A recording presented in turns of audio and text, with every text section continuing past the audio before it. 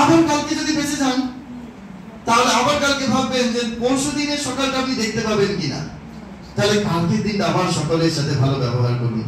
এই শিবরাত্রির দিন সেবা কাজে না চোখের সামনে দেখতে পাচ্ছি প্রচুর ভুল করছে, আমি এক পাশে দাঁড়িয়ে দাঁড়িয়ে নিজেকে খুব করে রেজিস্ট করছি আর ভাবছি না আর ওই ভুল করবো না, এতদিন যা করেছি অনেককে অনেক কিছু বলেছি, হ্যাঁ তোমরা করো না।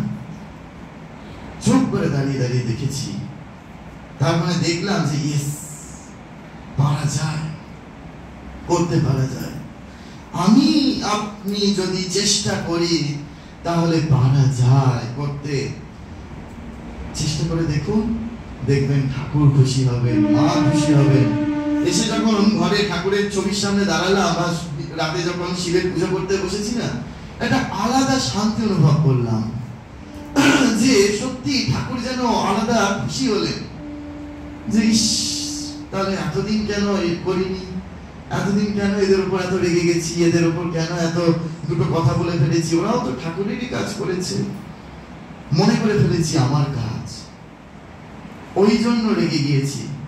আপনারাও যখন ঠাকুরের কাজ করবেন না, এই স্বামী সেবা পরানন্দের মধ্যে একটু চেষ্টা করবেন না যে আর কারোর উপর রাখবেন না, যে ওরা ঠাকুরেরই কাজ করছে, যদি কিছু ভুল করে ঠাকুর বুঝে নেবেন। আমার আপনার কোনো দায় নেই যে আমি আপনি তাদেরকে শোধরাবো। তাহলে দেখবেন ঠাকুর খুশি হবেন, তাহলে দেখবেন এই ঠাকুরের জন্মতিথি পালন করা সার্থক হবে, ঠাকুরের জন্মতিথিতে খিচুড়ি খাওয়া সার্থক হবে। নচেত শুধু খিচুড়ি খাবো আর বলে দিয়ে যাবো রাধুনি বামুনদের, ওরে রাধুনি খিচুড়িটা একটু নুন কম হয়েছে গো,